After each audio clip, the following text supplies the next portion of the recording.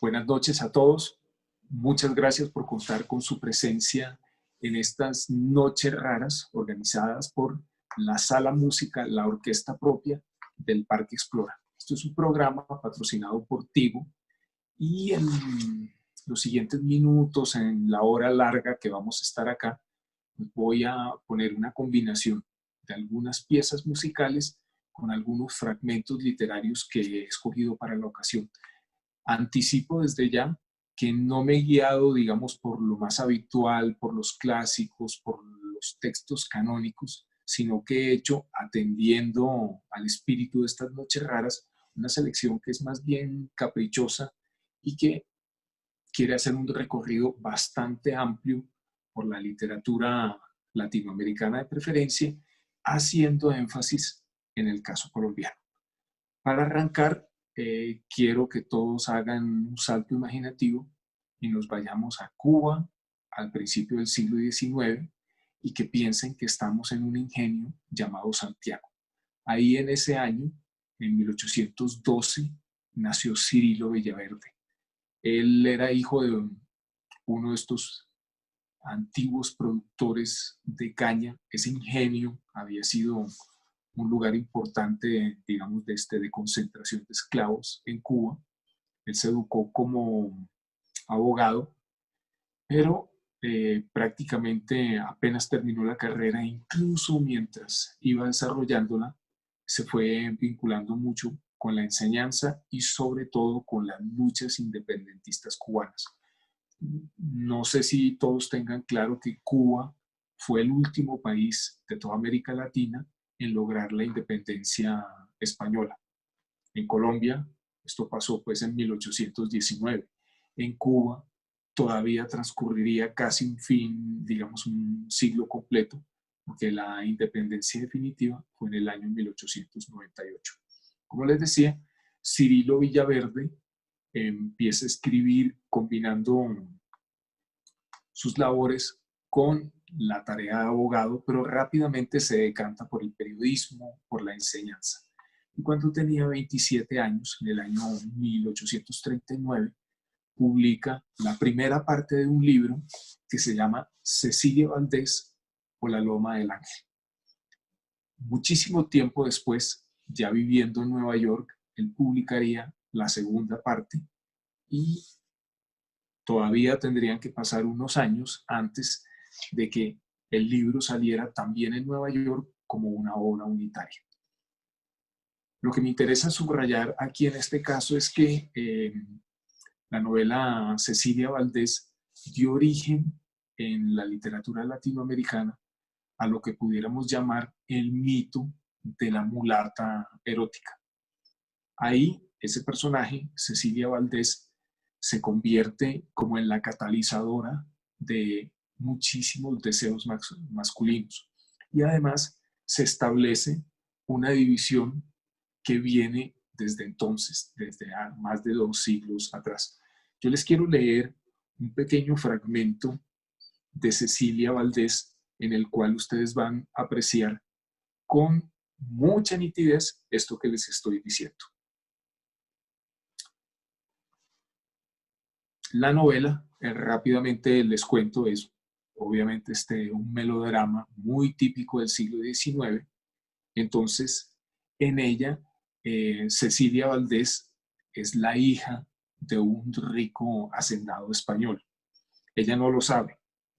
Y como no lo sabe, ella empieza un amorío con otro de los hijos de ese rico hacendado español. Bueno, es decir, se convierten en amantes sin saber que son hermanos medios. Paralelamente, hay Cecilia Valdés es una mulata, hay un negro, el negro Pimienta, que la corteja sin que ella le pare particularmente bolas. Pero luego, por las presiones sociales, Cecilia Valdés no puede casarse con su galán. Él se casa con una mujer blanca, como dictaban los cánones sociales en la época. Ella le pide por esta razón a Pimienta que por favor mate a su amante. Bueno, y ahí pasan unas cosas, no les voy a hacer spoilers, pero todo se vuelve muy trágico a medida que pasa la novela. Bueno, como les decía, Cecilia Valdés crea el arquetipo de la mulata erótica. Hay un fragmento de la novela en el cual está muy bien descrito esto que les estoy diciendo y que dice así: no puedo querer a la una como quiero a la otra. La de allá, Cecilia, me trae siempre loco. Me ha hecho cometer más de una locura y todavía me hará cometer muchas más. Con todo, no la amo ni la amaré nunca como amo a la de acá, Isabel. Aquella es toda pasión y fuego, es mi tentadora, un diablito en figura de mujer, la Venus de las mulatas. ¿Quién es bastante fuerte para resistírsele? ¿Quién puede acercársele sin quemarse? ¿Quién, al verla, no más no siente hervirle la sangre en las venas? ¿Quién la oye decir te quiero y no se le trastorna el cerebro cual si bebiera vino? Ninguna de esas sensaciones es fácil de experimentar al lado de Isabel. Bella, elegante, amable, instruida, severa, posee la virtud del erizo, que punza con sus espinas al que osa tocarla. Estatua, en fin, de mármol por lo rígida y por lo fría, inspira respeto, admiración, cariño tal vez, no amor loco, no una pasión volcánica. Como pueden ver en este fragmento que acabo de leer, se establece esa dualidad tan cristiana entre una mujer que se considera apta para el placer y una mujer apta para el matrimonio. Esa dualidad, de muchas formas, con distintas ramificaciones, dura hasta el día de hoy. No exagero si digo que Cecilia Valdés, a pesar de ser una novela muy imperfecta, una novela que según los cánones actuales, digamos, pasaría por ser muy cursi o muy melodramática, como les había dicho, pero de todas maneras ha dejado una honda huella en la tradición cubana. En cierto sentido, Cecilia Valdés es como, aunque fue escrita bastantes años antes, la versión cubana de Nuestra María, aunque en otro sentido. Hay muchas otras novelas cubanas que retoman el tema de Cecilia Valdés y lo desarrollan de otra forma. Es arreglistas, uno de los grandes conductores orquestales de la música cubana, uno de los, a él se deben muchos de boleros muy conocidos. Bueno, él hizo una adaptación de la novela a la música en una zarzuela que se llama también del mismo nombre, Cecilia Valdés. Pero también Ernesto Lecuona, unos pocos años después, retomó el mismo tema, pero lo convirtió en lo que él llamó María la O. También es una zarzuela, pero ha tenido diferentes versiones. La que vamos a poner acá es la interpretación al piano que hace el propio Lecuona de su tema María la O, que es la denominación que él le da a Cecilia Valdés. Esta pieza normalmente se canta, pero aquí solo vamos a ponerla en su versión instrumental.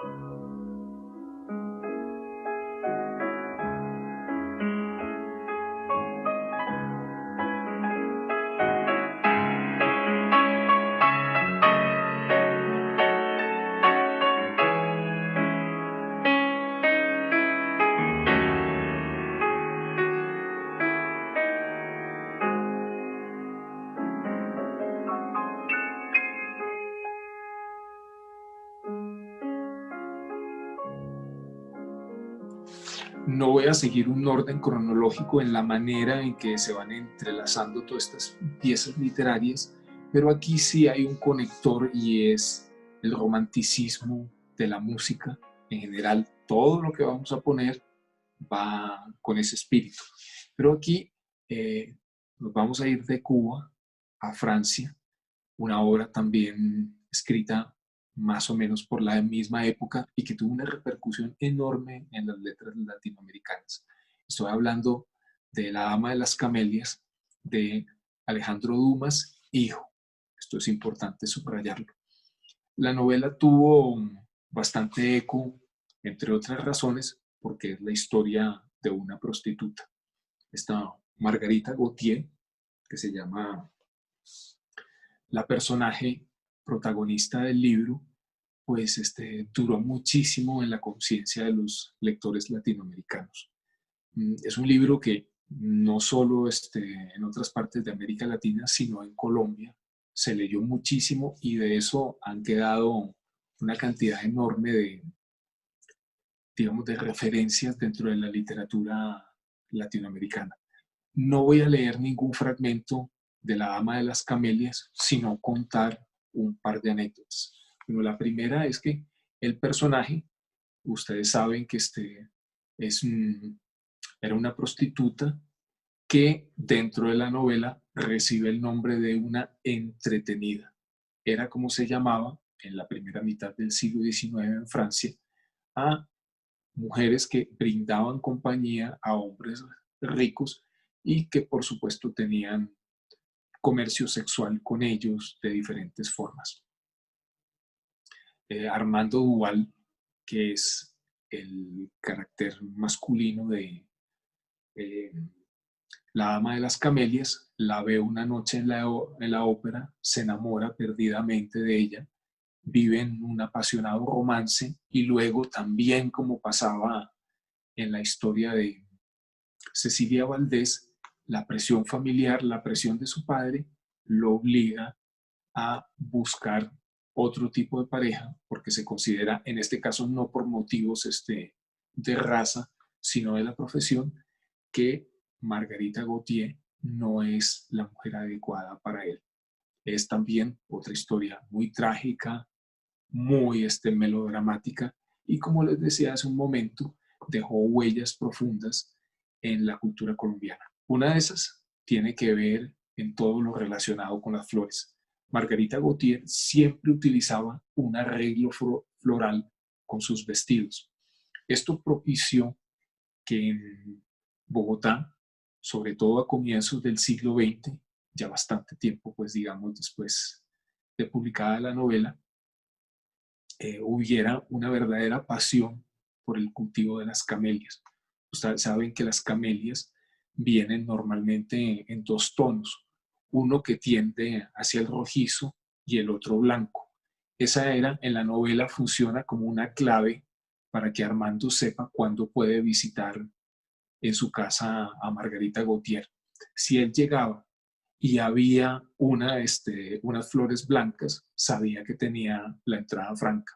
Pero si veía que había unas camelias rojas, en este caso es porque Margarita Gautier estaba con otro hombre y él en ese momento pues no podía hacer acto de presencia. El expresidente Alfonso López Miquelsen escribió en un texto que en los burdeles bogotanos eso se había convertido como una especie de santo y seña para saber cuándo las prostitutas tenían o no la regla. Entonces, evidentemente no tengo que explicarlo eso, si era blanco, pues no estaban en los días de la menstruación, pero si eran rojas, en ese caso quedaba a discreción del cliente si quería seguir en el trato. Bueno, ustedes saben que Margarita Gautier muere tuberculosa. Se consideraba en aquella época que la tuberculosis era un signo de distinción. Se suponía que las personas que padecían la enfermedad, que en la mayoría de los casos era mortal, pues tenían una sensibilidad artística exacerbada. La pieza que voy a poner a continuación es muy posterior, es de un tenor que nació en las Islas Canarias. Él se llamó Juan Pulido, fue a Cuba, en Cuba empezó a hacer una carrera exitosa, luego se mudó a Nueva York y ahí empezó una relación muy fructífera con casas productoras fonográficas norteamericanas, especialmente la RCA Victor, que lo volvieron muy popular en América Latina. El motivo de su popularidad tenía que ver con que, como él venía de un poco del mundo del teatro, de la zarzuela, de toda esta música, digamos, dramática, ligera, en sus canciones siempre hacía como una especie como de interpretación sobrecargada, para que haya un punto de referencia contemporáneo. Ustedes pudieran pensar que Juan Pulido abrió en la música latinoamericana eso que posteriormente popularizaron dúos como los Pimpinela. O sea, la interpretación de las canciones tenía como un elemento teatral, dramático, y él en esta canción que se llama Cierra la puerta, pero que también ha sido conocida como el tísico, él hace un poco o un mucho en realidad una exageración de todo. Y por supuesto, como el personaje está enfermo de tuberculosis en esta canción, hay una mujer, su amante, que quiere besarlo y él entonces, con un gesto estentorio, le dice, en la boca no, en la boca no. Lo van a oír a continuación.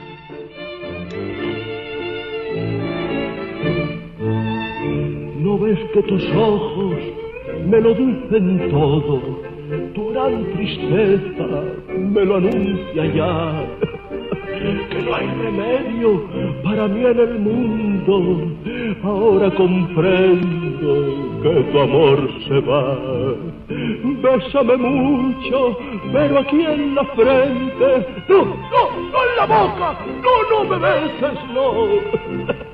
Quiero que viva, aunque yo me vaya. Quiero que viva, aunque muera yo. Cierra esa puerta, porque tengo frío, un frío extraño que no puedo más. Cierra, alma mía, cuanto más solito, mejor gozamos de inefable paz. Bésame siempre, pero aquí en la frente. No, no, no en la boca. No me beses, no, no. Yo tengo miedo. Siguiendo con este diapasón, con esta línea melódica que toca mucho la tecla del patetismo, vamos a irnos a otra novela ya mucho más posterior, en que utiliza todos estos elementos de la cursilería, del dramatismo, pero de una manera tan sofisticada, tan humorística, que no sin razón se ha convertido como en uno de los grandes clásicos de la literatura en lengua española. El libro al que me refiero es El amor en los tiempos del cólera, de Gabriel García Márquez. Bueno, no necesito, me parece que hacer mucha presentación al respecto. Son innumerables los aspectos amorosos, los colores de la pasión de los cuales García Márquez se ocupa. Yo quisiera hacer como hincapié en uno que me parece que no tiene como mucho desarrollo en la literatura, y es el relacionado con las viudas. Después de haber tenido un tórrido romance casto cuando ambos eran eh, adolescentes prácticamente, pues pasa una vida entera hasta que muere el doctor Juvenal Urbino, que es el marido de Fermina Daza, la protagonista, y en ese momento Florentino Ariza vuelve a hacer su aparición en la escena, y el romance que había quedado trunco, caduco, de nuevo, por intervención del padre de Fermina Daza, pues se reanuda. En el momento en que pasa esto, las cuentas son aproximadas, pero Florentino Ariza tiene aproximadamente 76 años y Fermina Daza es 4 años menor, tiene 72. Entonces, lo que abre García Márquez en ese punto de la novela es el amor de las viudas, pero en este caso no de una viuda joven, no de una mujer que en un momento temprano de la vida perdió a su pareja, sino una mujer ya mayor, que por esa pasión incandescente de Florentino Ariza, va a vivir como una especie de segunda adolescencia cuando ya está en el crepúsculo de su vida. Hay un fragmento primero de la novela que va a leer mi amiga Ana Cecilia Calle y que con el estilo característico, con el humor característico de Gabriel García Márquez, refleja las muchas prevenciones que los hijos tienen cuando su mamá, que ya es una señora hecha y derecha, una abuela en todo el sentido de la regla, de pronto se ve asaltada de nuevo por el demonio del amor. Voy a leer un fragmento del final de la novela donde los hijos se dan cuenta que Fermina Daza y Florentino Ariza se están viendo. Fermina Daza la escuchó, a Ofelia, la hija, sin decir palabra, sin parpadear siquiera, pero cuando terminó de escuchar era otra, había vuelto a la vida. Lo único que me duele es no tener fuerzas para darte la cueriza que te mereces, por atrevida y mal pensada, le dijo. Pero ahora mismo te vas de esta casa, y te juro por los restos de mi madre que no la volverás a pisar mientras yo esté vivo. No hubo poder capaz de disuadirla. Mientras tanto, Ofelia se fue a vivir a la casa del hermano, y desde allá mandó toda clase de súplicas con emisarios de altura, pero fue inútil. Ni la mediación del hijo ni la intervención de sus amigas consiguieron quebrantarla. A la nuera, con quien mantuvo siempre una cierta complicidad populachera, le soltó por fin una confidencia con la verba florida de sus mejores años. Hace un siglo me cagaron la vida con ese pobre hombre porque éramos demasiado jóvenes y ahora nos la quieren repetir porque somos demasiado viejos. Encendió un cigarrillo con la colilla del otro y acabó de sacarse el veneno que le carcomía las entrañas. Que se vayan a la mierda, dijo. Si alguna ventaja tenemos las viudas es que ya no nos queda nadie que nos mande. Yo no estoy muy seguro de cuántas canciones sobre viudas hay en la música. Asumo de entrada que debe haber un número notable eso. La que voy a poner a continuación también es una pieza instrumental como la que puse al inicio del programa cuando estábamos hablando de Cecilia Valdés. En este caso, esto se llama Samba de la Viuda y se debe a uno de los grandes músicos argentinos. Normalmente no suele estar en el radar de la gente, pero te recomendaría mucho que lo sigan. Él se llamó el Cuchi Leguizamo, era de Mendoza y a lo largo de su carrera, de su larga carrera como músico, grabó muy poquito, pero compuso una cantidad asombrosa de canciones que hoy en día son absolutos clásicos de la música folclórica. Ojo, cuando digo en esto, hago una salvedad. Normalmente se asume que el folclore es una música, digamos, que se toca según cánones muy antiguos, es una música que a veces parece muy conservadora, pero el Cuchi Leguizamo no pertenecía a eso. Hacía música folclórica en la cual se escuchan todos los ecos de la gran tradición moderna. En su caso, no pudiera decir, para hacer una comparación, que el Cuchi Leguizamo toca música folclórica argentina, pero como si esa música la estuviera tocando, por ejemplo, Thelonious Monk, el gran pianista de jazz norteamericano. Aquí va la Samba de la Viuda.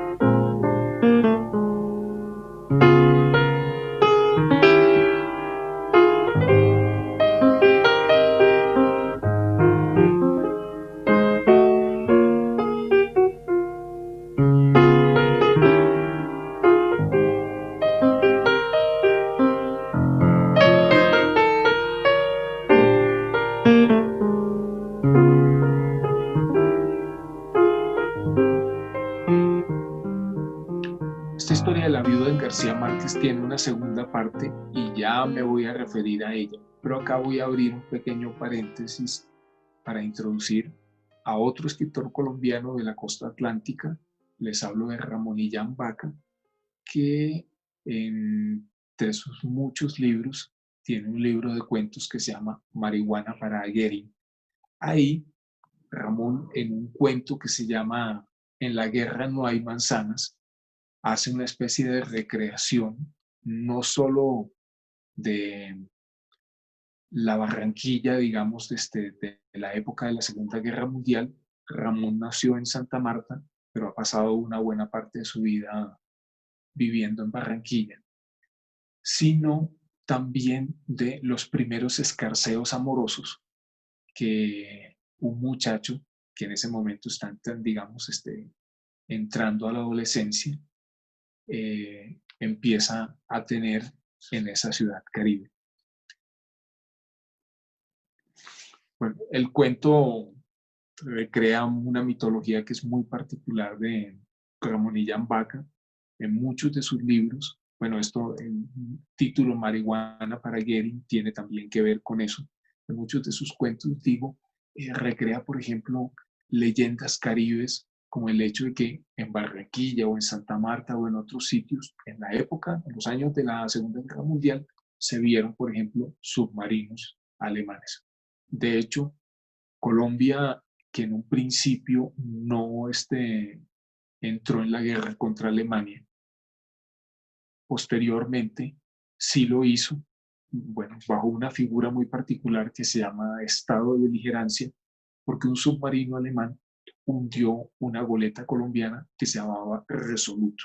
Hasta ese momento, Colombia se había mantenido más o menos neutral, porque recuerden ustedes, en ese momento Alemania era prácticamente el segundo socio comercial de Colombia después de Estados Unidos. Entonces era importante para los gobiernos de la época mantener una especie de equidistancia entre los dos bandos en confrontación. Benjamín es el niño que está a punto de entrar a la adolescencia y que ya empieza a oír el canto de sirena de las mujeres. El fragmento dice de la siguiente manera: para Benjamín, sin embargo, nada de esto tenía importancia. Su última ansiedad era esperar la presencia de Débora por el camellón cada atardecer. Para su total desaliento, nunca andaba sola. Con frecuencia paseaba tomada de la mano con las Amador y tarareando la última canción de moda. De tanto oírlas, Benjamín aprendió a diferenciar Temptation de Stormy Weather y a cantar en español Solamente una vez y Vereda Tropical. A veces la acompañaban algunos gringos del Prado, y así Benjamín conoció los celos antes que el amor. Débora alimentaba su pasión. Cuando la ansiedad de su mirada se hacía ostensible, se separaba del grupo y dándole un beso le decía: cuando cumplas los 21 hablamos, buen mozo. Al fin se impuso la cordura y Benjamín terminó mandándole esquelas a Rina, la hija de Lino, un italiano garibaldino, y Chola, una princesa guajira. Aquella tarde esperaba impaciente al fondo del jardín de las monjas mientras releía la carta. Te espero a las 6 cerca de la puerta de escape.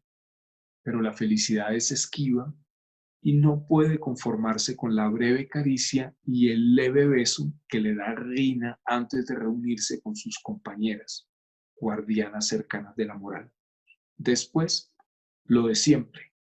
El que menos ama impone sus condiciones. Rina exige nada de encuentros, solo el puente telefónico y la esquela diaria y prolija. El desastre fue total cuando el tío Nicolás puso en duda la fidelidad exigida. Yo no sé qué es eso lo que pasa, pero me parece que el hijo del turco te está haciendo el cajón. La frase lo enfermó. Llamó por teléfono y un sí, quiero que me aclares algo, léeme la última carta que te envié, tenemos que discutirla, lo obligó a correr las 5 cuadras que lo separaban. Y allí, baldón eterno para la memoria, pegado a los barrotes de la ventana, perdió la fe en el género humano cuando contempló cómo la moderna Mesalina le leía melifluamente la carta pedida, mientras, imagen indeleble, el usurpador Solimán la arrullaba entre sus poderosos brazos. La canción con que voy a acompañar esto es de un músico que tuvo un final trágico. Era un estupendo cantante y un estupendo cantante a pesar de que lo van a oír ustedes y quienes estén familiarizados pues lo reconocerán de inmediato, a pesar de que imitaba mucho a Tito Rodríguez. A veces incluso si uno oye desprevenidamente la canción, tiene la impresión que es el gran cantante puertorriqueño y no Manny Román, que por cierto también era puertorriqueño. Esta canción normalmente se conoce como Eres, pero en realidad es un error de tiempo verbal. La canción se llama Eras y en ella pasa exactamente lo mismo que pasa en este cuento de Ramón Illambaca, cuyo fragmento les acabo de leer, que la persona que está enamorada ve un día a través de la ventana que le están siendo infiel y a partir de ese momento esa mujer que eres, el tiempo presente, se convierte, en vista de la desilusión, en eras, lo que fuiste, lo que dejó de ser.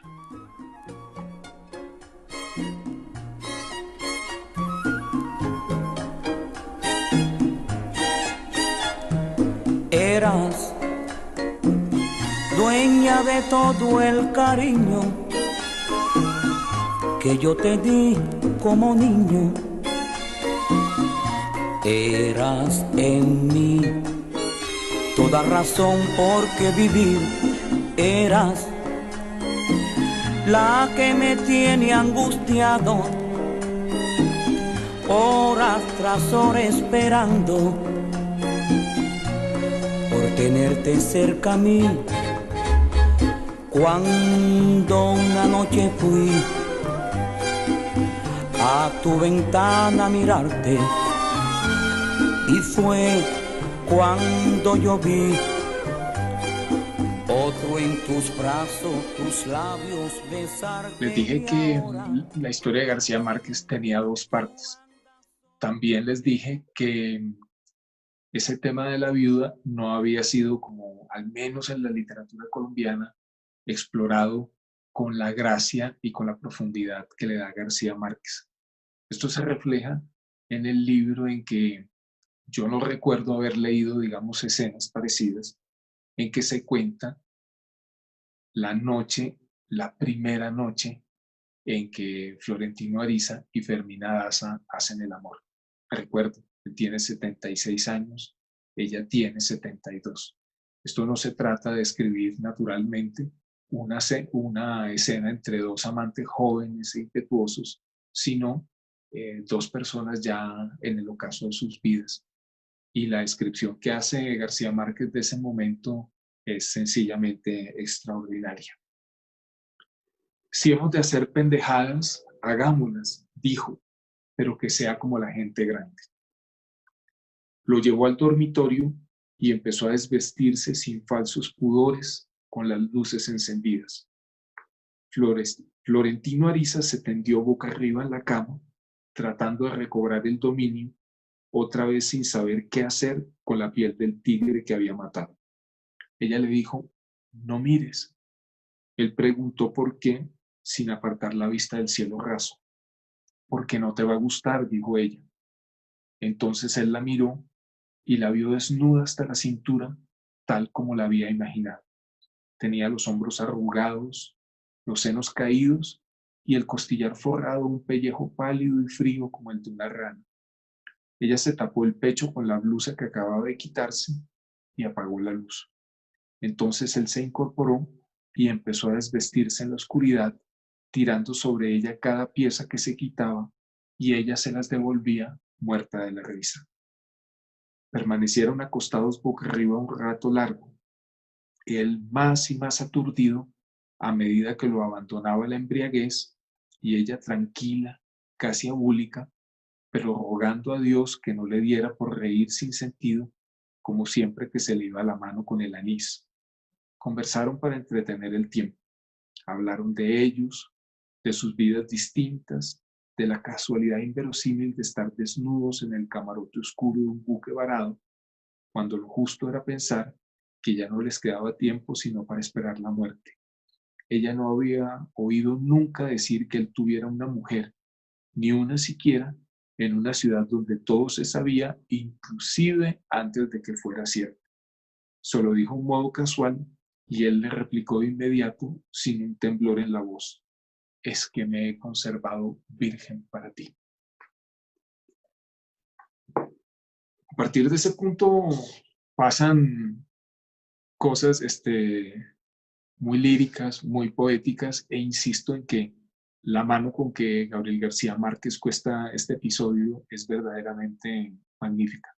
Es una escena de una ternura, de un sentido de la poesía, una escena como con un conocimiento humano tan hondo que les recomendaría que busquen después el libro y repasen esas páginas que están al final de la novela. Vamos a seguir también con la literatura colombiana, aunque no voy a seguir con la literatura colombiana. Voy a poner una canción que le hace eco a la novela de García Márquez. Me parece que en este caso una buena elección, una buena rima, puede ser utilizar uno de esos viejísimos boleros de amor instantáneo. En este caso es ¿Cómo fue?, la composición que popularizó Benny Moré, pero que en este caso la canta Ibrahim Ferrer con el Buenavista Social Club. Ustedes saben que ¿Cómo fue? Es una canción que intenta desentrañar el misterio del enamoramiento.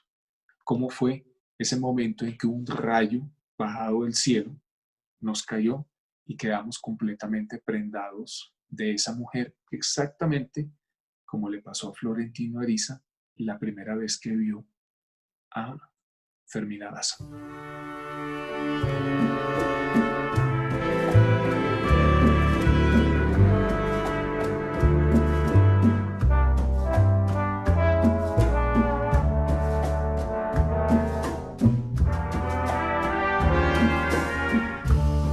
¿Cómo fue? No sé decirte cómo fue, ni sé explicarme qué pasó, pero de ti me enamoré.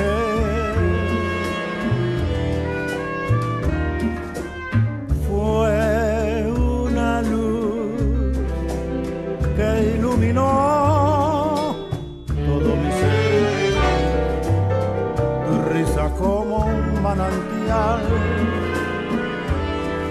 llenó mi vida de inquietud.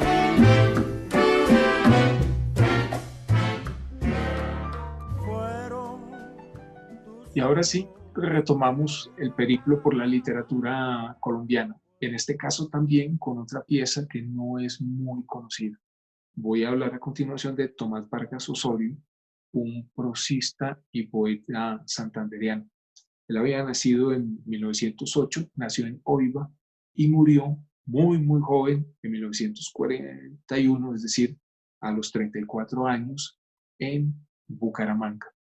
En esa existencia tan breve hizo, digamos, una obra relativamente abundante, y el fragmento que quiero leer de eso es una pieza que se titula Infancia. Son una serie de escenas superpuestas en las cuales él recupera de nuevo, como en el caso del cuento de Ramón y Yambaca, algo que le pasaba a un muchacho, él mismo, en ese momento, cuando empieza a sentir la llegada de la pubertad y que se despiertan toda una serie de deseos nuevos para él.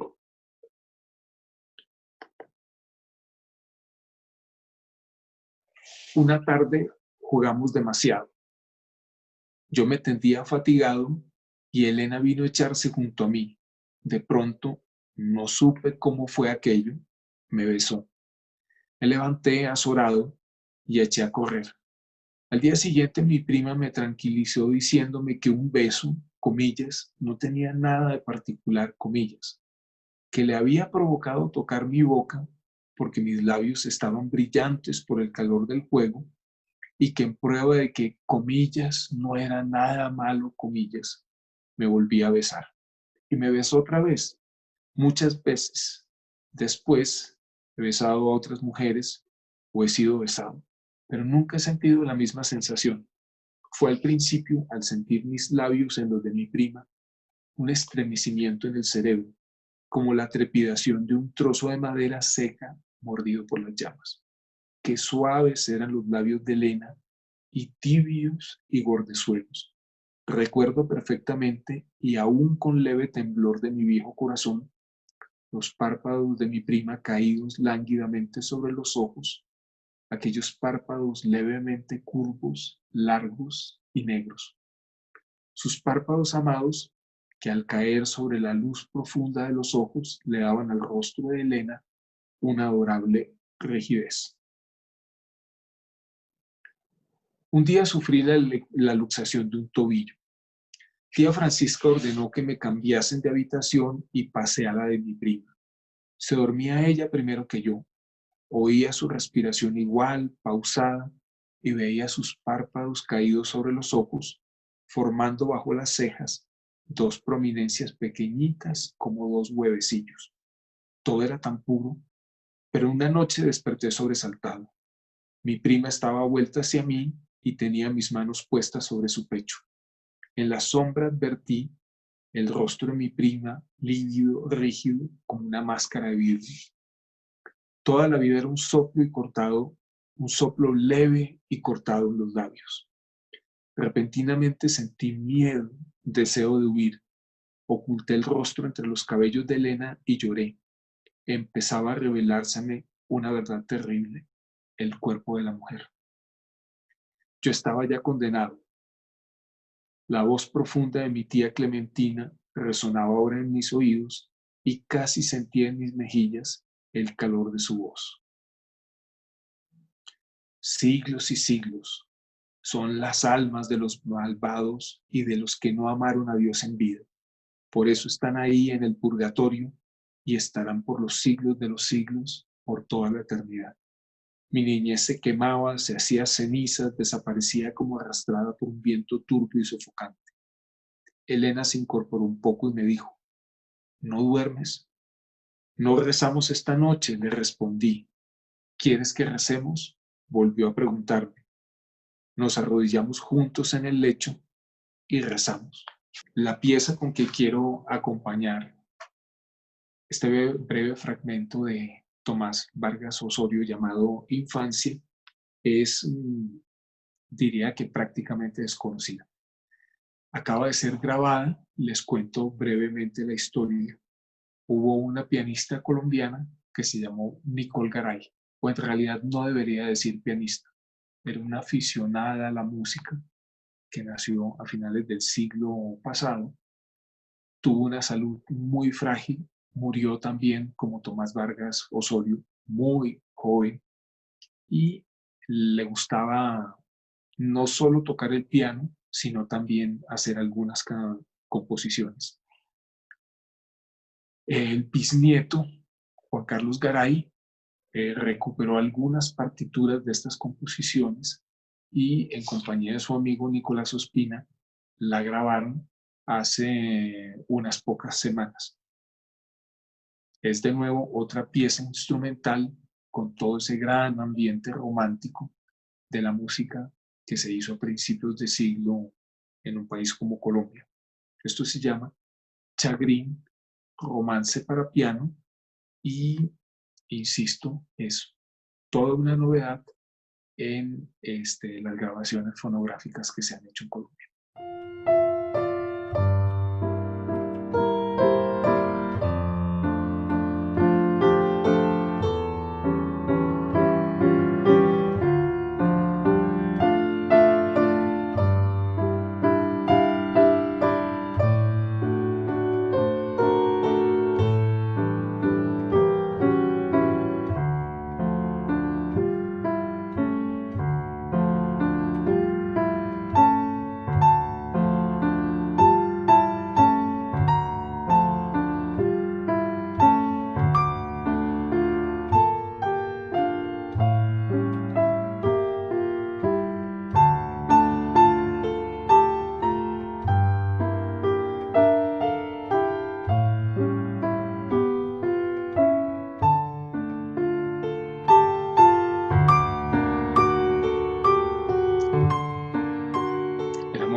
vamos a hablar a continuación cambia de signo.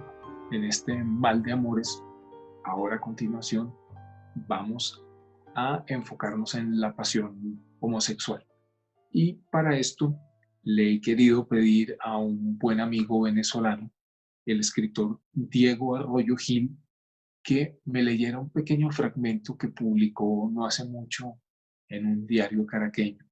Es una pieza muy pequeña, muy evocadora, muy nostálgica y que dice de la siguiente manera en la voz del propio Diego.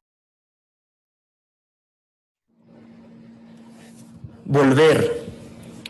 En aquel entonces yo estaba obsesionado con un disco de Johnny Hartman y John Coltrane y un día, con su cabeza sobre mis piernas, le canté You are too beautiful, my dear, to be true, and I am a fool for beauty.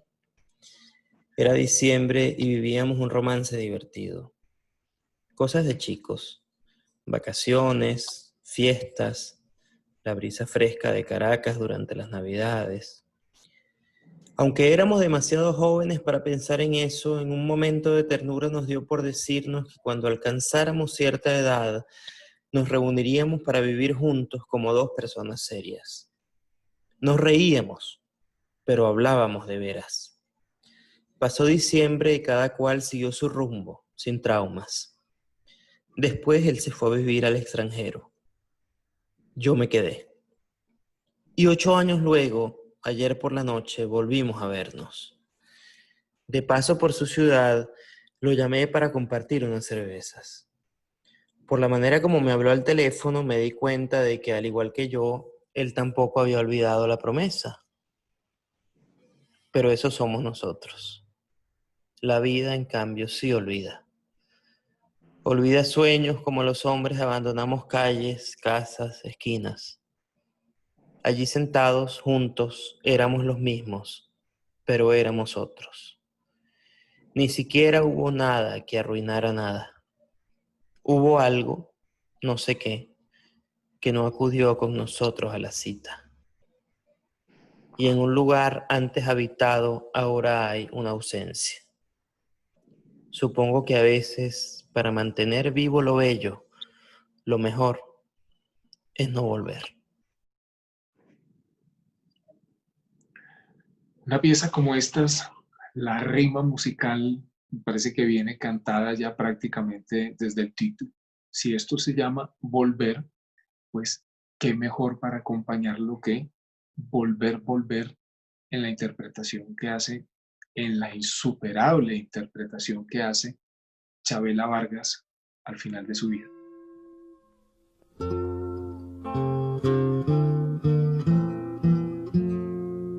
Este amor apasionado anda todo alborotado por volver. Voy camino a la locura y aunque todo me tortura, sé querer. Nos dejamos hace tiempo. Si uno habla de mal de amores, inevitablemente tiene que conducirse a la poesía. Y fiel a lo que estamos haciendo durante esta noche, pues me voy a referir al caso de una autora colombiana que, a pesar de que tuvo un inmenso predicamento, digamos, en las primeras décadas del siglo XX, a pesar de que sus libros fueron muy leídos, hoy en día está como borrada como de la memoria de la literatura colombiana. Ella se llamó Laura Victoria. Bueno, en realidad ese era su seudónimo artístico. Su nombre real era Gertrudis Peñuela. Probablemente lo cambió no solo pues por el hecho de que era mujer, sino porque toda su familia eran de los conservadores doctrinarios más acérrimos que hubo al final del siglo XIX en Colombia. Uno de sus tíos, Cayo Peñuela, era una de las figuras del conservatismo de Boyacá más beligerantes que hubo y uno de los personajes que, digamos, más atizó las cosas para que en la época de la Guerra de los 1000 días, pues liberales y conservadores se fueran a las armas. Gertrudis Peñuela, que era hija única, se crió bajo un padre que le permitió leer absolutamente todo lo que había en la biblioteca paterna. Entonces ella, por poner un ejemplo, esto lo contó ella misma, pues leía sin ningún tipo de cortapisas todos los ilustrados franceses, Voltaire, Diderot, un tipo de lecturas que eran muy poco frecuentes para una mujer en la época. Ella, al comienzo de su vida, se dedicó a la enseñanza, tenía mucho interés en escribir, pero luego se casó y se dedicó a las labores del hogar. Pero cuando ella había nacido en 1904 en Boyacá, pero cuando tenía 29 años, ya viviendo en Bogotá, publicó, esto pasa en el año 1933, un libro que se llama Llamas Azules. No saben ustedes el impacto que tuvo ese libro en ese momento. Incluso se escribió en la prensa que era el libro de poesía más importante que hubiera publicado nunca una mujer en Colombia.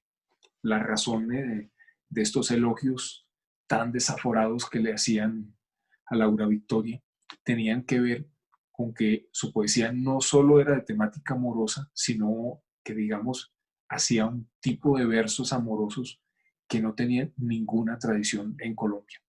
El que voy a leer a continuación se llama En Secreto. Y como lo pueden ver ustedes así, lo podrán oír ustedes, es un poema sobre su noche de bodas. Y estamos hablando del año 1933, en un contexto en el cual que una mujer expresara su deseo de forma tan abierta, pues era algo que no se veía en ninguna parte. El Secreto dice lo siguiente: ven, acércate más, bebe en mi boca esto que llamas nieve. Verás que con tu aliento se desata, verás que entre tus labios se enrojecen los pétalos del ámbar. Ven, acércate más, muerde mi carne con tus manos morenas. Verás que dulcemente se desmaya el cactus de mi cuerpo y surge tenue de la nieve dura la misteriosa suavidad del nácar. No sentirás mi carne llamearse con tersas rosas cárdenas, pero sabrás que es tibia como un nido de plumas sonrosadas. Ven, acércate más, bebe el aliento que se aleja de mí como una ráfaga. En vez de fuego, sentirás el fresco despliegue de mis alas. Deja que entre tu pelo se deshojen mis manos delicadas. Sabré quererte con quietud de orgullo, sabré dormirte con calor de lágrimas. Nadie en la vida te dará más seda que la que yo destrenzaré en tu almohada. Tendrá el olor del musgo humedecido y una sutil irradiación castaña. Ven, acércate más. Para tu cuerpo seré una ondulación de llama, y si tu ardor entre mi nieve prende, y si mi nieve entre tu fuego cuaja, verás mi cuerpo convertirse en cuna para que el hijo de tus sueños nazca. Poemas de este estilo forzosamente tenían que producir un gran escándalo en la época. Laura Victoria se convirtió de inmediato en un personaje de las letras colombianas, y no solo colombianas, sino que su fama empezó a trascender las fronteras del país.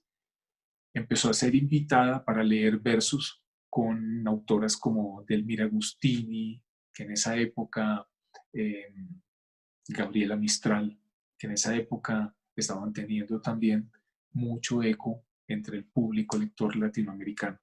Entonces la invitaron a Buenos Aires, fue también a Montevideo para hacer giras en los cuales leía algunos de los poemas incluidos en Llamas Azules. Como era de esperar, esto la condujo a una encrucijada.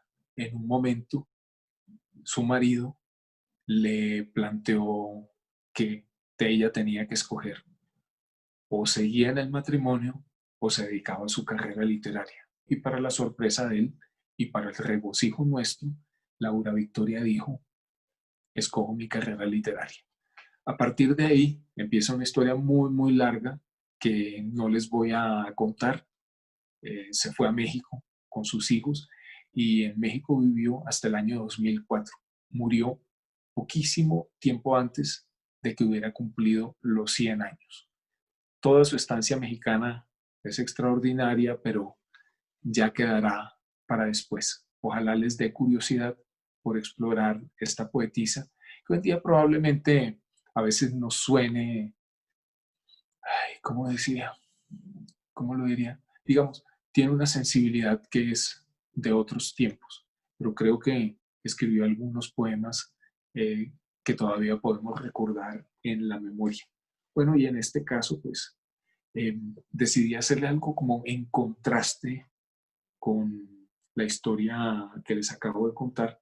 La canción que quiero es Virgilio Expósito, el gran compositor de tango y de esa canción inolvidable de la música latinoamericana que se llama Vete de mí, cantada por él mismo, pero ya muy al final de su vida. Él y su hermano hicieron un montón de composiciones y al final un músico rockero argentino que tenía un sello discográfico, ya él tenía creo que 80 y algo años, le pidió que grabara las canciones solo con el acompañamiento del piano y de ahí salió esta versión de Vete de mí, Virgilio Expósito.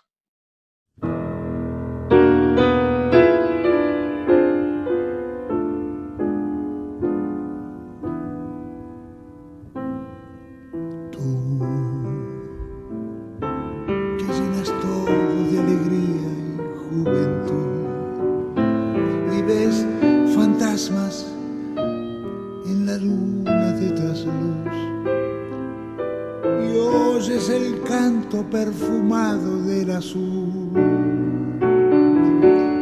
Vete de mí,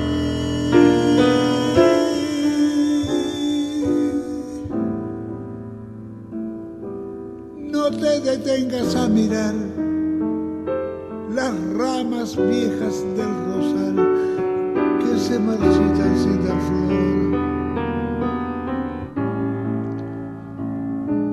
Mira el paisaje del amor, que es la razón para soñar y amar. La literatura uno tiene toda una suerte de encuentros inesperados. La persona de la cual voy a hablar a continuación es una escritora argentina que yo me encontré por inmensa casualidad y que literalmente me deslumbró.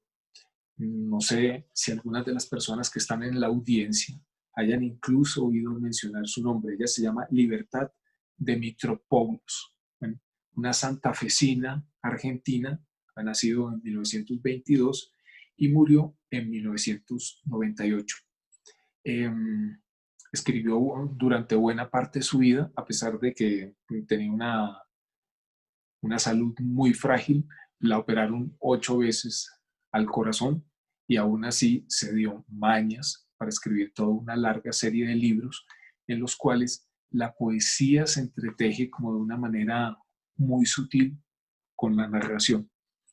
El libro que a mí me deslumbró se llama Río de Congojas y lo conocí porque yo trabajaba como editor en una editorial mexicana que se llama el Fondo de Cultura Económica. Ahí la filial argentina tiene una colección que hizo el novelista Ricardo Piglia, que se llamaba Serie del Recién Venido, y él incluyó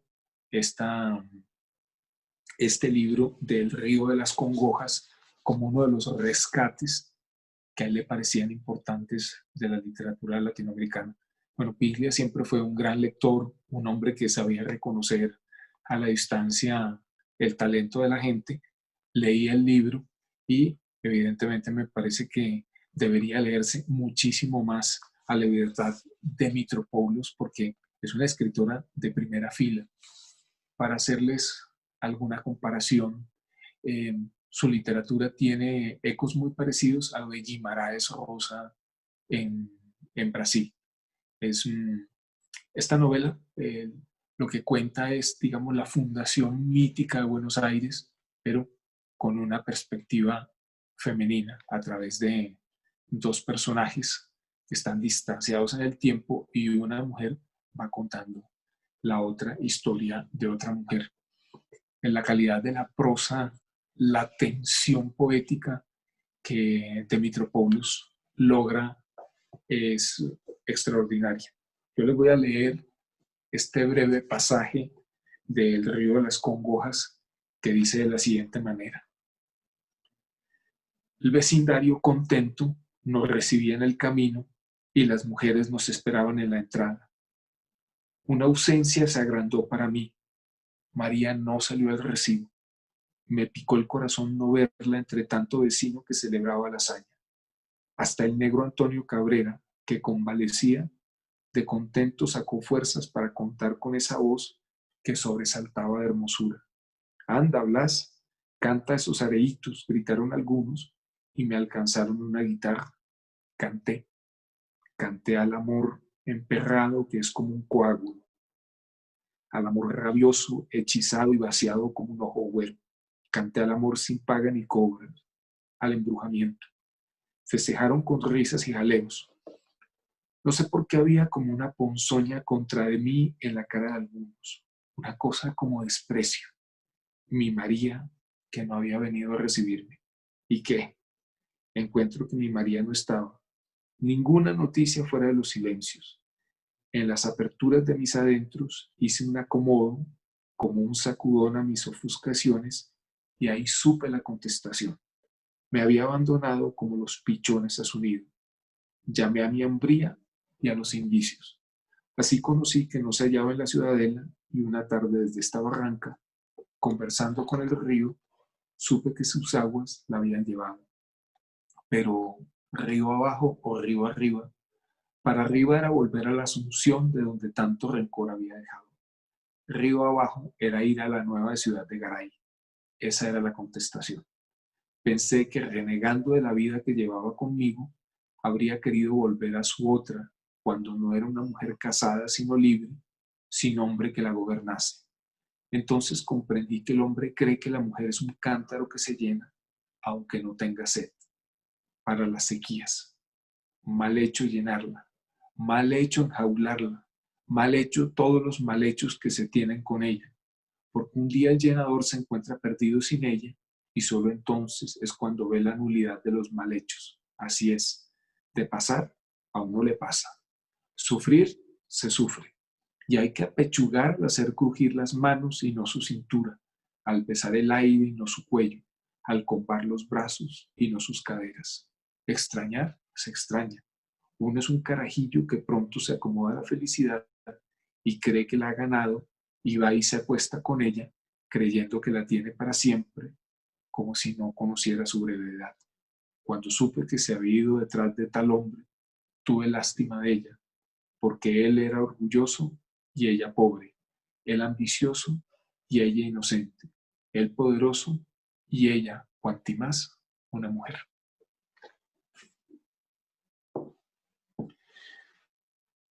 Se me ha ocurrido como el ambiente, es un ambiente de campo, de gente que hace fiestas, que toca guitarras, que pudiera ser una buena rima, aunque el mundo, digamos, el mundo musical del Río de las Congojas es diferente, pero me parece que le haría muy buena rima la canción de María Greber que me gusta tanto, Muñequita Linda, pero cantada en la voz de otro extraordinario intérprete, aunque no muy conocido, que se llamó Virgilio Martí.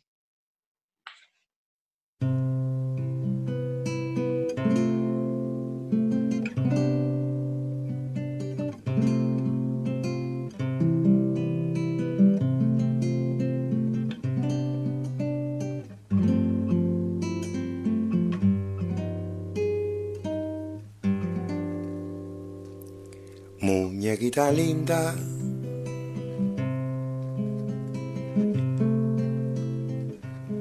de cabello de oro,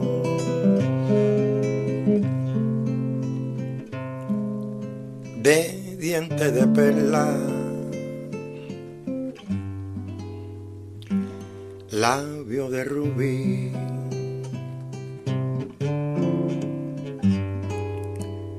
dime si me quieres,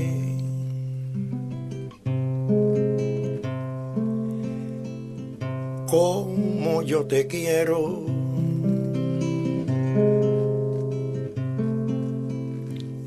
Si de mí te acuerdas,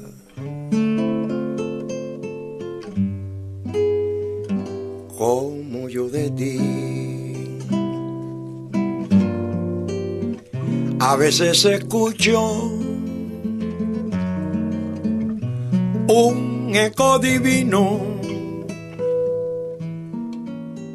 que envuelto en la brisa. Voy a hacer una cosa un poco extravagante para ir finalizando. Se supone que uno quiere dar el do de pecho, pero voy a hacer algo distinto. Poeta que voy a poner a continuación, yo tengo unas relaciones bastante tormentosas con él. Incluso diría que en términos generales no es un autor que me gusta. Sin embargo, escribió algunos versos tan memorables que paso por alto las toneladas y toneladas de cosas deficientes, malas, empleen el adjetivo que ustedes quieran, que escribió a lo largo de su vida. Él se llamó Ángel González, poeta español, que murió hace algunos años, en el 2008. Es parte de lo que se llama la generación del 50, una especie de generación bisagra en la poesía española. Y entre esos versos que les menciono, que a mí me parecen memorables, tiene un poema que se llama Bastas así, en el cual recrea una fantasía muy masculina, que es pensarse que uno fuera Dios y crear una mujer completamente como si fuera un espejo de todos nuestros deseos. Voy a poner una grabación del propio Ángel González leyendo estos versos y a continuación regresamos para lo de la música. Si yo fuese Dios y tuviese el secreto, haría un ser exacto a ti. Lo probaría a la manera de los panaderos cuando prueban el pan, es decir, con la boca. Y si ese sabor fuese igual al tuyo, o sea, tu mismo olor y tu manera de sonreír y de guardar silencio y de estrechar mi mano estrictamente y de besarnos sin hacernos daño, de esto sí estoy seguro, pongo tanta atención cuando te beso.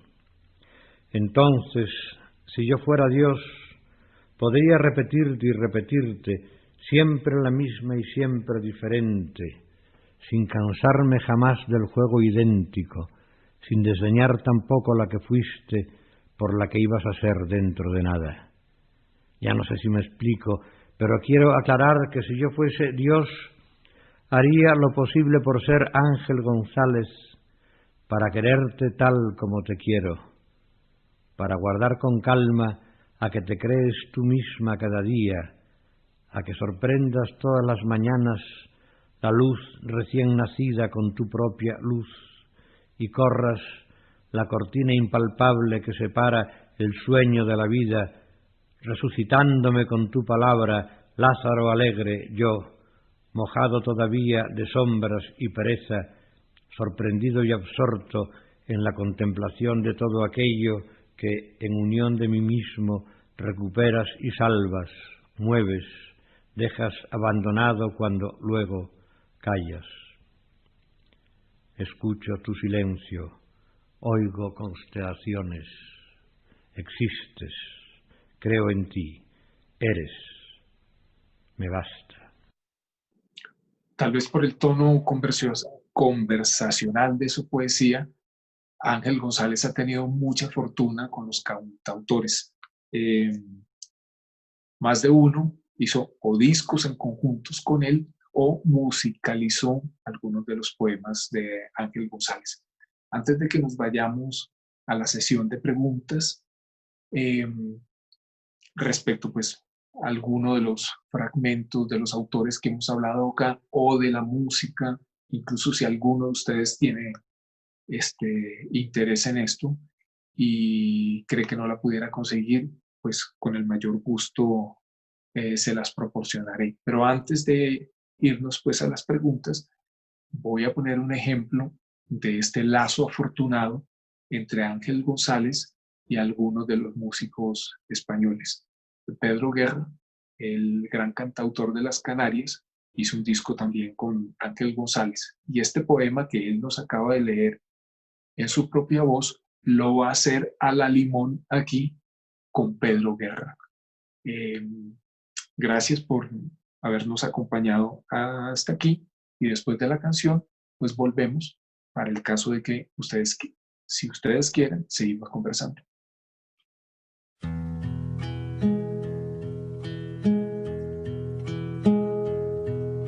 Si yo fuese Dios y tuviese el secreto, haría un ser exacto a ti. Lo probaría a la manera de los panaderos cuando prueban el pan, es decir, con la boca. Y si ese sabor fuese igual al tuyo, o sea tu mismo olor y tu manera de sonreír y de guardar silencio y de estrechar mi mano estrictamente y de besarnos sin hacernos daño. De eso sí estoy seguro. Pongo tanta atención cuando te beso. Entonces, si yo fuese Dios, podría repetirte y repetirte. Siempre la misma y siempre diferente. Sin cansarme jamás del fuego idéntico. Sin diseñar tampoco la que fuiste por la que ibas a ser dentro de nada. Ya no sé si me explico, pero quiero aclarar que si yo fuese Dios, haría lo posible por ser Ángel González, para quererte tal como te quiero, para guardar con calma a que te crees tú misma cada día, a que sorprendas todas las mañanas la luz recién. Algunas de las preguntas que me han estado haciendo a través de el correo. Bueno, la primera, me dicen que si les puedo hablar algo de Diego Arroyo. Diego Arroyo es un joven escritor venezolano, en este momento está por los 30 años y se ha dedicado casi de preferencia a escribir biografías. Yo en particular les recomendaría a ustedes la que escribió sobre Sofía Inver. Para quien no tenga presente quién fue, es la gran dama de la cultura en Venezuela. Hay un museo muy famoso que fue que ella pues lo llevó adelante y además hizo toda una labor de difusión inmensa en la cultura venezolana por la pintura, por la literatura, por el teatro de vanguardia, digamos, guardando las proporciones, las circunstancias de cada uno de los casos para que ustedes tengan más o menos una imagen de quién fue. Imagínense un cruce entre Fanny Mickey y Gloria Sea.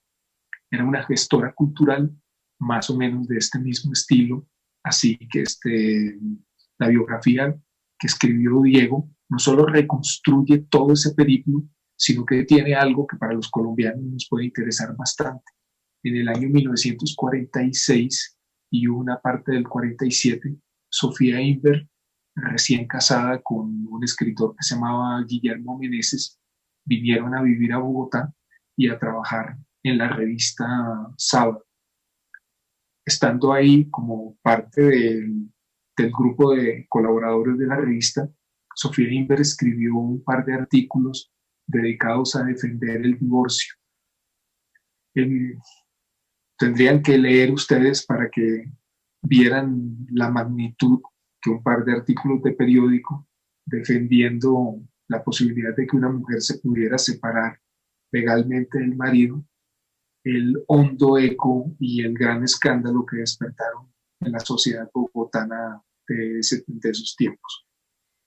La polémica fue de tal magnitud que me parece a mí que el regreso de ellos a Venezuela estuvo en parte condicionado porque Sofía Inver empezó a ser vista como una persona probablemente como eso que llamaban de manera un poco ridícula elemento indeseable en la sociedad bogotana. Fue una figura extraordinaria.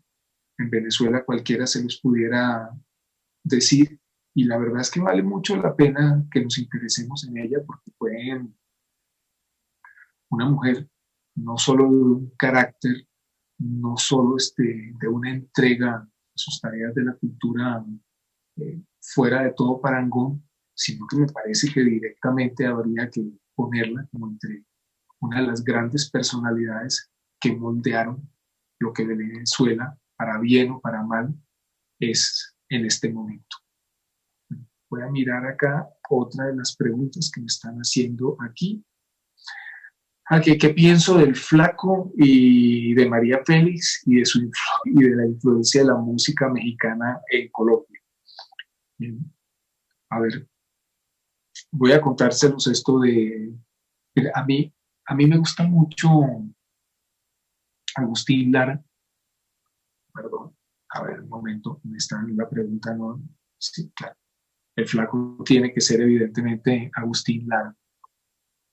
Recientemente leí un libro de Pavel Granados, que es un gran musicólogo mexicano, en que cuenta, pues, es una especie como de biografía sobre Agustín Lara. Digo, es un poco una biografía porque tiene ciertos pedazos que me parece que Pavel se tomó algunas libertades mínimas que para el caso no importan mucho. Y se cuentan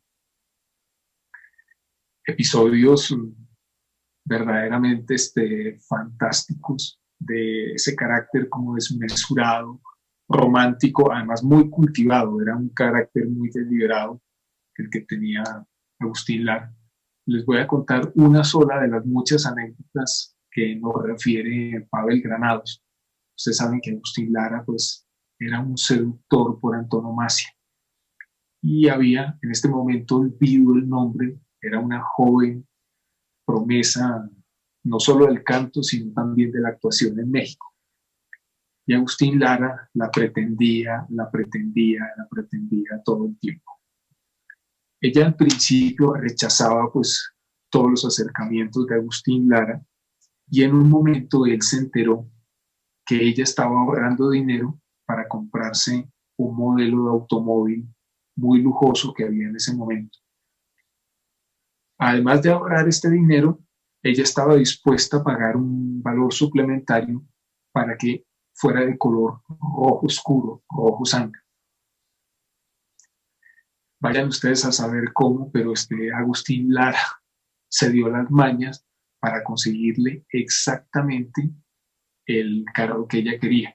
Entonces un día que llega al plató, con artimañas la hacen pasar así, entonces de pronto ella se encuentra con que ahí está el carro, con una gran cinta, como un moño, y en la puerta había una pequeña esquela firmada por Agustín Lara en que le pedía que por favor entrara al carro, que por supuesto era un regalo para ella. Y cuando esta actriz entra al carro, descubre que está tapizado de rosas por dentro. Y sobre el volante hay una segunda esquela de Agustín Lara, que ella la abre y le dice: te están rodeando 999 rosas, porque la número 1000 eres tú. No sé ustedes, a mí me gustan esas anécdotas desaforadas. Otro tanto pudiera decirse de María Félix. Bueno, saben María Félix en algún momento anunció un viaje para Medellín y finalmente no pudo llevarse a cabo porque Monseñor Miguel Ángel Willes, un obispo que no todos tienen muy presente en este momento, pero que entre los años 40 y 70 tuvo una inmensa influencia sobre la vida pública en Colombia. Bueno, Miguel Ángel Willes encabezó una campaña pública para impedir que esa mujer del demonio, que esa mujer que venía a corromper las conciencias de los pobres antioqueños, pudiera poner pie en el aeropuerto. Hicieron una procesión con cruces y eso, y María Félix, que estaba en el aeropuerto de Bogotá, al enterarse de eso, pues dijo que ella no iba a ir a un lugar donde había gente tan ridícula capaz de hacer ese tipo de cosas. De modo que se frustró la visita de María Félix, que supongo que hubiera sido muy sonada en ese momento, a Medellín. Influencia de la música mexicana en Colombia. Tal vez ustedes hayan oído que hay una caracterización sociológica de Café de las aspiraciones de los colombianos, y entonces que dice que mientras la clase alta en Colombia quiere ser europea, la clase media quiere ser norteamericanos, la clase baja quieren ser mexicanos. Yo creo que ese deseo indudablemente está influido por la excelencia de la música y también por la mucha gracia que tiene la cinematografía mexicana. Hay una especie de cordón umbilical entre las músicas mexicanas y las colombianas. Entre quienes están en la audiencia, yo no sé si algunos recuerdan a ese par de sastres antioqueños que eran Pelón y Santa María, un par de sastres que se fueron caminando desde Medellín hasta Panamá, allá se establecieron un tiempo, después siguieron subiendo por el continente, llegaron a Yucatán en México, y a ellos se debe eso que hoy en día se conoce como el bolero yucateco. Muchas de las canciones que popularizaron Pelón y Santa María son consideradas por los mexicanos como composiciones propias de ellos. Ese fenómeno pasa en toda América Latina. Hay canciones que están tan arraigadas con nuestra sensibilidad, que hemos oído desde hace tanto tiempo, que pertenecen a nuestra educación sentimental, que son canciones que pueden que sean cubanas, pero que los colombianos sentimos como nuestras. Y así ese intercambio pasa en diferentes países de América Latina. Me preguntan qué historias de mal de amores femeninos en literatura y o música yo recomendaría. A ver, pues me voy a salir del canon por completo. Voy a recomendar una novela bastante ligera, pero es una novela que a mí me seduce mucho y que siempre me ha parecido muy eficaz. El título es Contra el viento del norte y es de un autor alemán que se llama Daniel Glatauer. Esta novela, que se publicó en español hace unos años por Alfaguara, fue un gran éxito de ventas en Alemania y se publicó en el momento en el cual estaba empezando el auge del correo electrónico. Es una novela epistolar, pero ya construida a través de puro correo electrónico. Saben que la novela epistolar tiene pues una enorme trayectoria en la literatura. La actualización que hace Glatauer a mí me parece no solo muy seductora, sino que esa historia de amor, ese mal de amores que surge entre los dos personajes que por un accidente empiezan a cruzarse en correos electrónicos, me parece que es un libro gratísimo de leer. Si alguno de los presentes, yo dudo que hoy en día el libro esté en circulación, pero si alguno de los presentes quiere leerlo, pues yo puedo darles una copia electrónica de ese libro. Ese sería, digamos, el que recomendaría en este momento, porque sí, claro, les puedo decir Madame Bovary, bueno, muchos otros títulos como clásicos del mal de amores, pero en este caso me decanto por algo que probablemente no tengan tan presente. Uy, ¿qué autores prefiero de la música cubana? Es muy difícil decirlo porque cada vez que me hacen la pregunta, yo creo que vuelvo y contesto cosas diferentes. Dentro de la sesión puse a Virgilio Martí. Bueno, Virgilio Martí pudiera ser uno de esos cantantes cubanos que yo le recomendaría a la gente. Curiosamente no grabó mucho, pero la mayoría de las cosas que hizo son extraordinarias. La pieza que pusimos, que es una versión pues, de Muñequita Linda de María Greber, la versión que él hace es insuperable. Alguien comentaba en el chat que se parecía a Sofronín Martínez, y eso, bueno, es un estilo de cantante que hubo en el Caribe, que a mí también me seduce mucho. Además, ese estilo que luego también, digamos, ha tenido como mucho auge con todo, con el feeling y eso, pero esos boleros desgarradores, románticos, cantados solo con el acompañamiento de una guitarra, a mí me gustan mucho. Virgilio Martí pudiera ser uno de esos personajes que recomendaría. También hay otro gran cantante de rumba, que Carlos Embale, que también se me viene ahorita a la mente. Están los grandes clásicos. Bueno, Benny Moré, ¿cómo no lo voy a poner así? Toda la legión de cantantes cubanos, Moraima Secada. Es muy complejo elegir algo en la música cubana y como les digo, cada vez que me hagan la pregunta creo que me voy a sentir tentado a responder cosas diferentes. Que si Colombia tiene grandes coleccionistas, bueno, ha tenido coleccionistas extraordinarios en el pasado y lo sigue teniendo en el presente.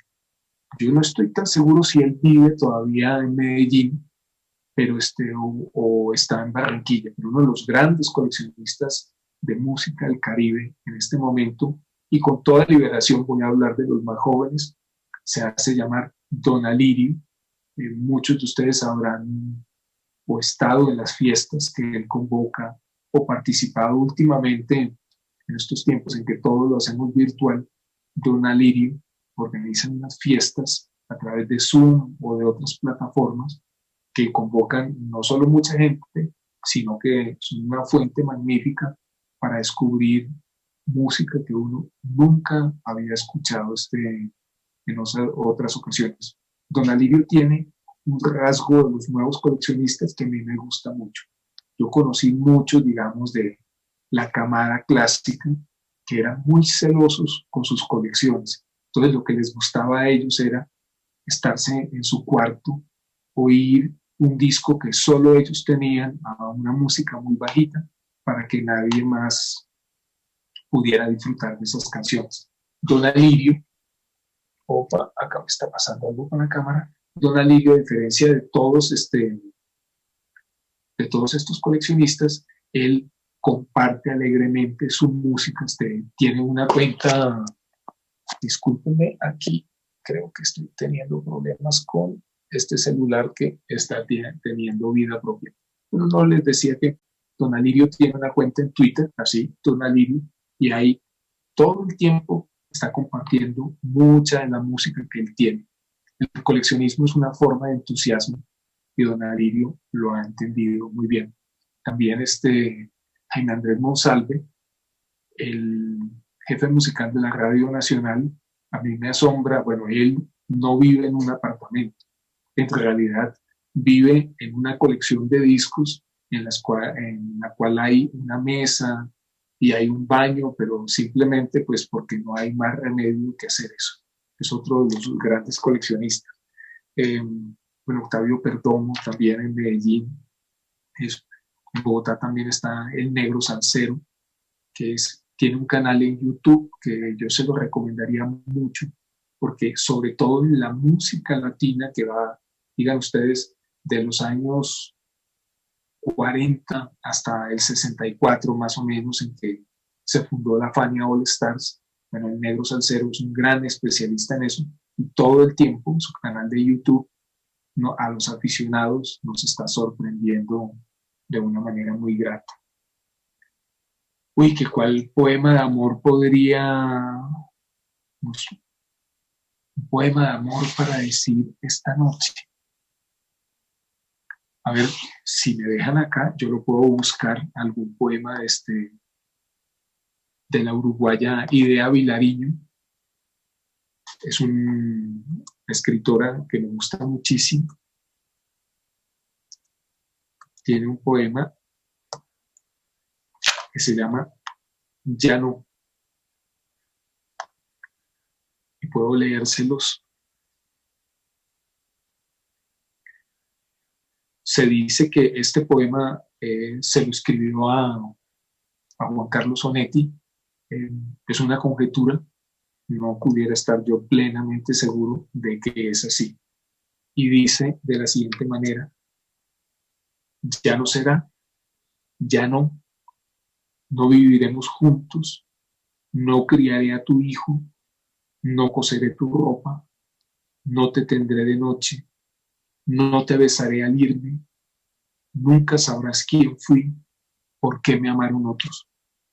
No llegaré a saber por qué, ni cómo nunca, ni si era de verdad lo que dijiste que era, ni quién fuiste, ni qué fui para ti, ni cómo hubiera sido vivir juntos, querernos, esperarnos, estar. Ya no soy más que yo para siempre, y tú ya no serás para mí más que tú. Ya no estás en un día futuro, no sabré dónde vives, con quién, ni si te acuerdas. No me abrazarás nunca como esa noche, nunca. No volveré a tocarte, no te veré morir. Me encanta ese poema y espero que les dé la suficiente curiosidad para interesarse en la poesía de Idea Vilariño. Es una extraordinaria poeta y además los versos amorosos que escribió en diferentes circunstancias de su vida también merecen estar en la mejor poesía latinoamericana que se haya escrito durante el siglo XX.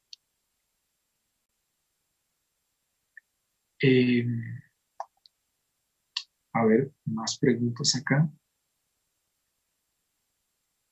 Que si puedo hablar de la radio y su influencia en la música en Colombia. ¿Qué programa de los que haces con Radio Nacional recuerdas con especial cariño? Bueno, yo en Radio Nacional solo he hecho, en el pasado tuve algunas colaboraciones esporádicas, pero digamos, eran momentos muy puntuales. Y desde hace 6 años estoy haciendo con mi buen amigo Alberto Salcedo un programa que se llama Del Canto al Cuento. Digamos, la vida de armada de ese programa es muy sencilla y es fundamentalmente el entusiasmo por la música, la melomanía. Alberto y yo tenemos una conversación todos los sábados a las 10 de la mañana que procuramos que sea informada, pero sobre todo que le refleje al público la pasión que nosotros sentimos por la música y sobre todo, voy a hacer hincapié en esa cuestión, el placer que nos da compartir música con otras personas. Aquí estoy viendo que en el chat, ustedes es Marta Vaca, que dice Don Alirio, el coleccionista de música al cual me referí, que es muy generoso. Y yo creo que la música no tiene ningún sentido si uno no la vive en compañía con otras personas. Para mí no sirve de nada encerrarse en el propio cuarto, disfrutar uno solo de ciertas piezas, si eso no puede ser entregado a los otros. Y en el programa que hago con Alberto, pues cada fin de semana que estamos al aire, intentamos poner ese principio rector en práctica.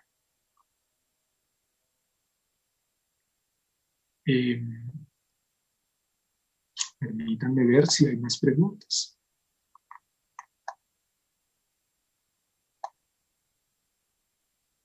Estoy acá.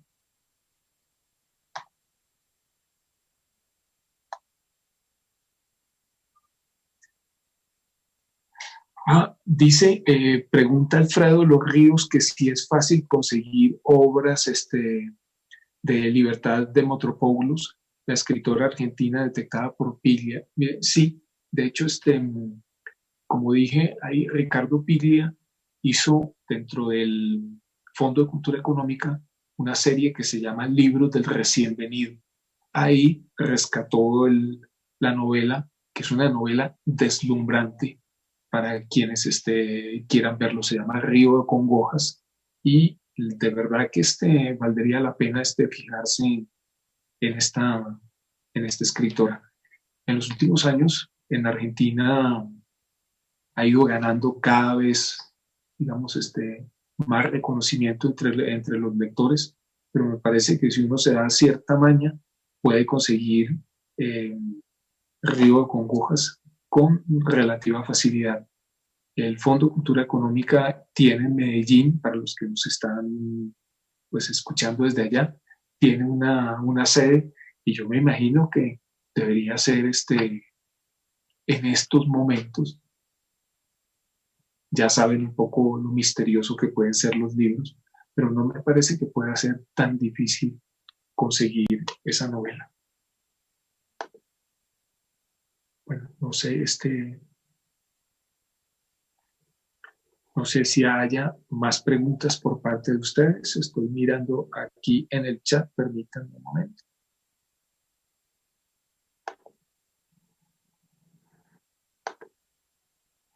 No parece.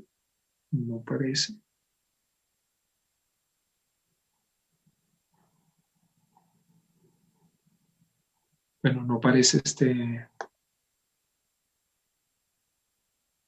no sé si Ana Ochoa, si tiene más preguntas para mí en este momento. Si alguno de los que están presentes acá, pues quiere saber algo sobre la música que pusimos, sobre los libros de los cuales mencionamos.